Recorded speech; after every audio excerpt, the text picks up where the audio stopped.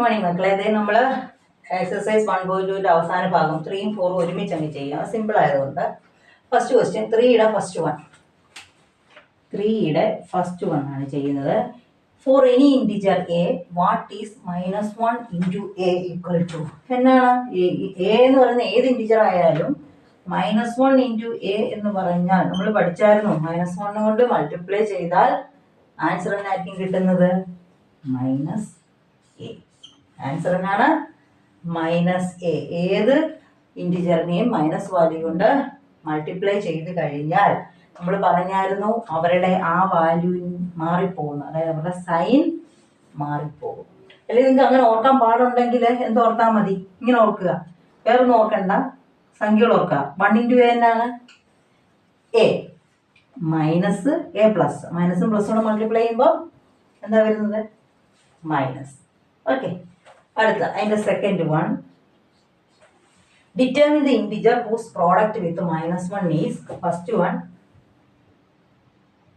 -22 കിട്ടണം. -22 ആൻസർ കിട്ടണമെങ്കിൽ ആൻസർ എന്താ കിട്ടേണ്ടത്? -22 കിട്ടണം. -1നെ എന്തുകൊണ്ട് മൾട്ടിപ്ലൈ ചെയ്താൽ -22 കിട്ടുമെന്ന്? എന്തുകൊണ്ട് മൾട്ടിപ്ലൈ ചെയ്യണം? ഇവിടെ നോക്കിയേ, നമുക്കറിയാം 1നെ എത്ര കൊണ്ട് ഇൻറ്റു ചെയ്താലാണ് 22 കിട്ടുന്നത്? 1നെ 22 കൊണ്ട് തന്നെ ഇൻറ്റു ചെയ്യുമ്പോഴാണ് 22 കിട്ടുന്നത്. അപ്പം ഇവിടെ ആൻസർ മൈനസ് തന്നെ കിട്ടണമെങ്കിൽ എത്ര കൊണ്ടായിരിക്കണം മൾട്ടിപ്ലൈ ചെയ്യേണ്ടത്? 22. കണ്ടോ, 22 ഇൻറ്റു 1 22. മൈനസ് കിട്ടണമെങ്കിൽ മൈനസ് പ്ലസ്, മൈനസും പ്ലസോടെ മൾട്ടിപ്ലൈ ചെയ്യുമ്പോൾ മൈനസ്. ഓക്കെ, അങ്ങനെയാണ് സെക്കൻഡ് വൺ നോക്കി. 37 കിട്ടണം. -1നെ എത്ര കൊണ്ട് മൾട്ടിപ്ലൈ ചെയ്താൽ 37 തന്നെ കിട്ടുന്നത്? നമുക്കറിയാം 1നെ എന്നാ കൊണ്ട് മൾട്ടിപ്ലൈ ചെയ്താൽ 37 കിട്ടുന്നത്? 1നെ 37 കൊണ്ട് തന്നെ മൾട്ടിപ്ലൈ ചെയ്യണം. ഒരു സംഖ്യയെ 1 കൊണ്ട് ഡിവൈഡ് ചെയ്താൽ ആ സംഖ്യ തന്നെ കിട്ടും, ആണോ? അപ്പൊ 37 കിട്ടണമെങ്കിൽ നമുക്ക് ഇവിടെ എന്തുകൊണ്ടാണ് മൾട്ടിപ്ലൈ ചെയ്യേണ്ടത്? 1 കൊണ്ട്. അപ്പൊ എത്രയായിരിക്കും വരണ്ടേ? 37. ഇനി സൈൻ നോക്കണം. അടുത്തതാ നോക്കണ്ടേ? സൈൻ നോക്കി, ഇവിടെ പ്ലസ് വരണം. പ്ലസ് വരണമെങ്കിൽ രണ്ടെണ്ണം എന്തായിരിക്കണം? ഒരു പ്ലസ് മൈനസ് മൾട്ടിപ്ലൈ ചെയ്താൽ മൈനസ് അല്ലേ വരത്തുള്ളൂ. അപ്പൊ രണ്ടും മൈനസ് ആണെങ്കിൽ മാത്രമേ നമുക്ക് എന്ത് കിട്ടത്തുള്ളൂ? പ്ലസ് സൈൻ കിട്ടത്തുള്ളൂ. എന്നാൽ അടുത്ത് നിങ്ങളൊന്ന് പറയണേ. അപ്പൊ ഇത് മനസ്സിലായില്ലേ മക്കളെ? ഇതും അതുപോലെ തന്നെയാണ്. ഒന്നുകൂടെ ഞാൻ പറയാം. എന്താണ്? -1നെ എത്ര കൊണ്ട് ഇൻറ്റു ചെയ്യണം? 22. 1നെ എന്തുകൊണ്ട് ഇൻറ്റു ചെയ്താൽ 22 കിട്ടും? 1നെ 22 കൊണ്ട് തന്നെ ഇൻറ്റു ചെയ്താലേ 22 കിട്ടത്തുള്ളൂ. ആൻസർ എന്നായിരിക്കണം? മൈനസ്. ആൻസർ മൈനസ് ആകണമെങ്കിൽ ഇവിടെ ഒരു മൈനസ് ഉണ്ട്. ഏതിനൊക്കെ മൾട്ടിപ്ലൈ ചെയ്യുമ്പോഴാണ് മൈനസ് വരുന്നത്? മൈനസും പ്ലസും കൂടെ മൾട്ടിപ്ലൈ ചെയ്യുമ്പോഴാണ് ആൻസർ മൈനസ് വരുന്നത്. കണ്ടോ? അപ്പം ഇതെന്തായിരിക്കണം? 22 എന്നായിരിക്കണം പ്ലസ്. മനസ്സിലായില്ലേ? അങ്ങനെയാണെങ്കിൽ തേർഡ് വണ്ണം നോക്കിയേ. തേർഡ് വൺ നമുക്ക് 0 കിട്ടണം. ആൻസർ എന്നാ കിട്ടണ്ടേ? 0. -1നെ എന്നാ കൊണ്ട് മൾട്ടിപ്ലൈ ചെയ്താൽ 0 കിട്ടും? 0 കിട്ടണമെങ്കിൽ എന്തുകൊണ്ട് മൾട്ടിപ്ലൈ ചെയ്യണം? 0 കൊണ്ട് തന്നെ മൾട്ടിപ്ലൈ ചെയ്യണം. അതിന് പ്ലസ് മൈനസ് ഒന്നും നോക്കേണ്ട ആവശ്യമില്ല. ഏത് സംഖ്യയും 0 കൊണ്ട് മൾട്ടിപ്ലൈ ചെയ്താൽ ആൻസർ എന്നായിരിക്കും? 0. മനസ്സിലായില്ലേ? സിമ്പിൾ ആയിട്ടുള്ളതാണ് കേട്ടോ. ഓക്കെ, ഇനി അടുത്തത് നമുക്ക് ഫോർത്ത് വൺ നോക്കാം.